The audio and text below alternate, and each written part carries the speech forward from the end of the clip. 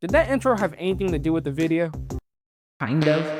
A 20-year-old gets a camera and don't know how to act. The real purpose of that intro was to get you thinking. How would you describe what you just saw? Funny? What the oh hell no, that ain't the one. Cringy? Corny. Someone said, I'm not a real cat. That hurt. Ask the human to pop me a chalky cat.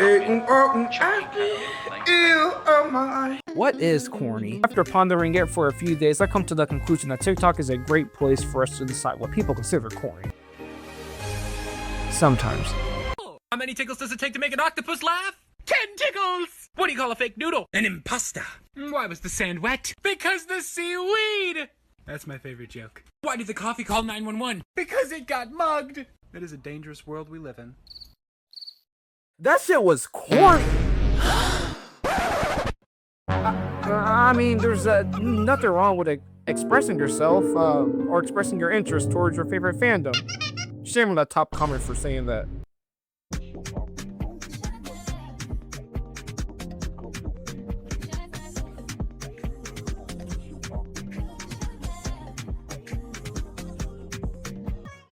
You know, I'm very surprised by how lovely and supportive the comments are. After scrolling a couple of times, I've only seen the infamous image once. That just goes to show that if you really hit that shit, you're immune to being a cornball. Okay, this account literally thrives on cringy content. They collect these videos like fucking Pokeballs. When I think about you, I get in my village, I start reminiscing you. This time around, fuck, I want it to be different. Waiting on the side, guess it's time for a different breath. On the bright side, no one in the comments is calling them a cornball. But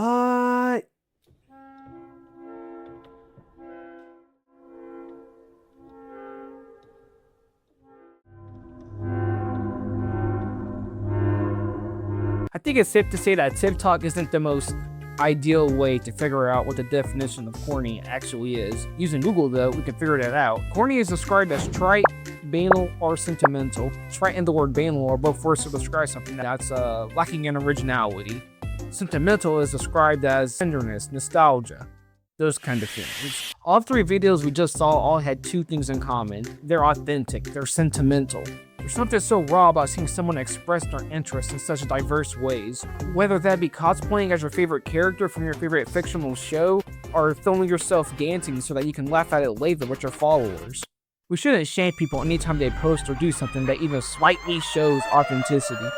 If they're not hurting or disturbing anyone, is it really that big enough of a deal to where we need to keep posting this frankly hilarious image under their pictures or videos? On the other hand though, some of you people be doing the most, and I mean really doing the most. Did they technically hurt anyone? No?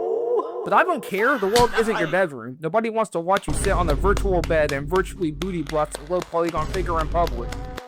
There was nothing authentic or sentimental about what we just saw. It was just someone doing something very weird and very backshots, suggestive in public. Slightly related, another example of someone doing something that, while isn't as harmful, is still corny as a is when you meet or hang out with someone. They say 10 words max per day, 15 if you really push them. Say something, nigga!